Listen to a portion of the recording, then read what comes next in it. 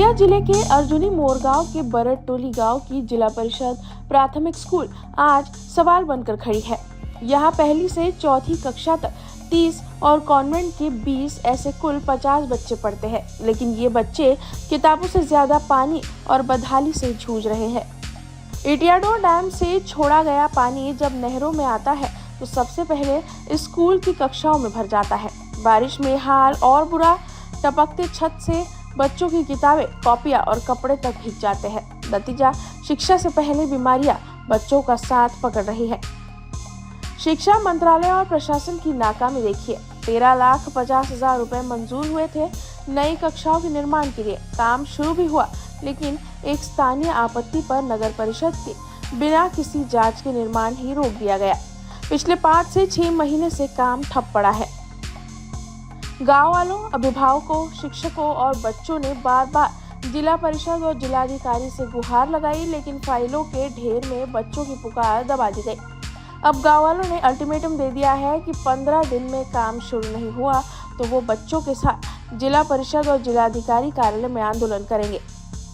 प्रश्न यही है, शिक्षा मंत्रालय और प्रशासन की नीतियां आखिर कब बच्चों की किताबों तक पहुंचेगी? बच्चों का भविष्य आखिर कब तक राजनीति और अफसरशाही की खींचतान में डूबा रहेगा? इथं माझे 4 नातवंड शिकत आहेत। त्यांना या पावसामुळे पाणी साचल्यामुळे खूप त्रास होतो। त्यासाठी शासनाकडून एक वर्गखोली मंजूर झाली, परंतु बाजूला असलेले व्यावसायिक दादाजी पुंडे यांनी त्यात अडथळा निर्माण केलेला आहे आणि त्यांची सरकारी जे अधिकारी आहेत ते सुद्धा काही आमचे ऐकत नाही। म्हणून शासनाला ही विनंती आहे की आमच्या वर्गखोलीचे काम पुन्हा सुरू करावे आणि जर 15 दिवसात वर्गखोलीचे काम सुरू जर झाले नाही तर आम्ही आंदोलनात सहभाग देऊ। सर, इथं गेल्या काही वर्षापासून म्हणजे 5-6 वर्षापासून कंटिन्यू पावसाळचे बाजूला कॅनर आहे। त्या कॅनरचं पाणी उन्हाळा असो या पावसाळा असो, त्या कॅनरचं पाणी कंटिन्यू या शाळेमध्ये राहते। या समस्येचे आम्ही निवेदने दिली आहे अधिकाऱ्यांना, पण याच्यावर काही कारवाई केली नाही आहे। आजूबाजूला वर्गखोली पाणी आत्ता पण साचलेलं आहे। त्या साचलेल्या पाण्याचा त्या मुलांवर काय परिणाम होत असेल, डेंगू वगैरे त्यांच्या आजारावर किती परिणाम होत आहे। वारंवार मुलं अब्सेंटी दाखवत आहेत, त्यांना ताप येते, सर्दी खासी होते, काही नाही काही म्हणजे त्रास होतच आहे त्यांना। बाजूला तसेच गोदाम आहेत, आमच्या शाळेच्या बाजूला गोदाम आहेत। त्या गोदामामुळे धूळ किती उडत आहे, गट्टूचा कारखाना आहे, त्याच्यामुळे पण मुलांना परेशानी होत आहे। आमच्या वर्गखोलीचं बांधकाम चालू झालेलं होतं।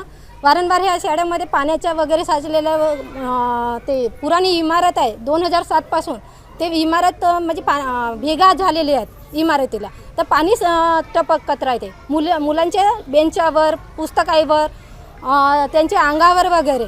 तर त्याच्यासाठी आम्ही शासनाला पत्र दिलेलं होतं, तर ते एक वर्गखोली मंजूर झालेली आहे। इथं आमचे नगरपंचायतचे CO सोनवाने सर या 2 दिवसात पत्र काढून का नाही इथं का नाही त्याच्या शाळेमध्ये पाठवला का हा काम बंद करण्यात यावा म्हणून। आमच्या अधिकाऱ्यांना पण आम्ही त्यांना पण रिक्वेस्ट केलं का आमचं काम आहे मुलांची वर्गखोलीसाठी, याच्यासाठी आम्ही वारंवार त्यांना निवेदन देत आहोत, तरी त्याच्याकडे दुर्लक्ष केलेले आहे। हे 2008 पासून शाळा आहे आणि त्यांचे लेआउट 2011 पासून आहे। तर 2008 पासून शाळेमध्ये 2011चे लेआउट कसे आलेले आहेत?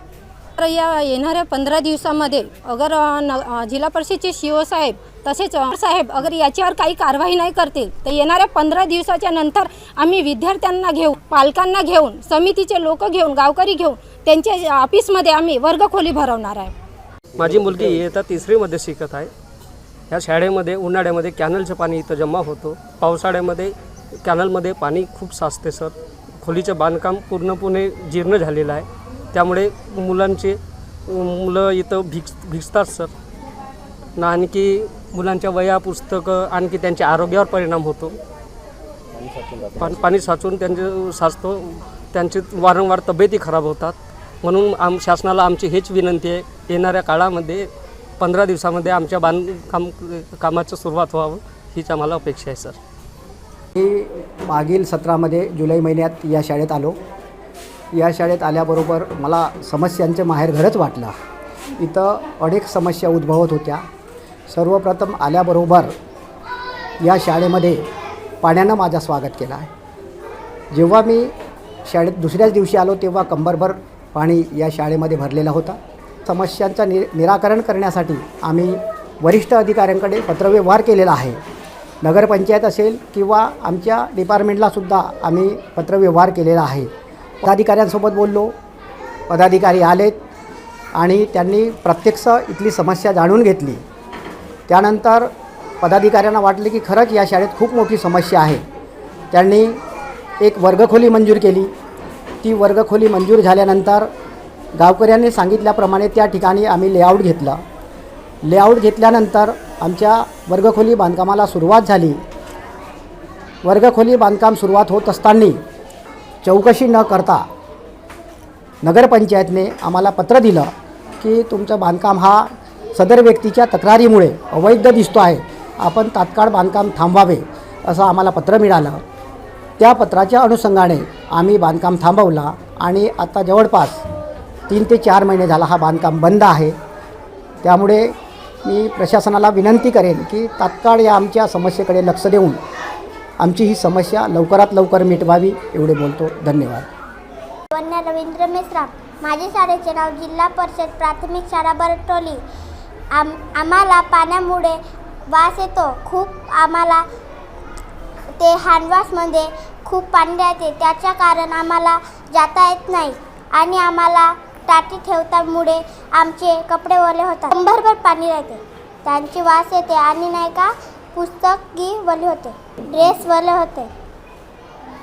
आम्हाला आमच्या बाथरूमीत पाणी साचलेलं राहते, आम्हाला जाता नाही येत आणि खेळता भारी ग्राउंडमध्ये पाणी बी साचले राहते, आजूबाजूला बी पाणी राहते आणि ती शाळेच्या बाहेर बी थोडंसा ते बी पाणी साचले राहते. आम्हाला खूप वर्गात वास येतो आणि आम्हाला दुसरी खोली पाहिजे. अर्जुनी मोरगांव से न्यूज़ फर्स्ट के लिए चेतन समरीत की रिपोर्ट। हमारा हर शब्द समाज की आवाज, हमारी हर पहल निष्पक्षता का कदम, आपकी हर समस्या में आपसे पहले दिखेंगे हम हैं न्यूज फर्स्ट। ईश्वर का सच, हमारा साहस और आपका विश्वास। सच, साहस और विश्वास। अगर आप ये वीडियो YouTube पर देख रहे हैं तो हमारे चैनल को सब्सक्राइब कर बेल आइकन दबाएं।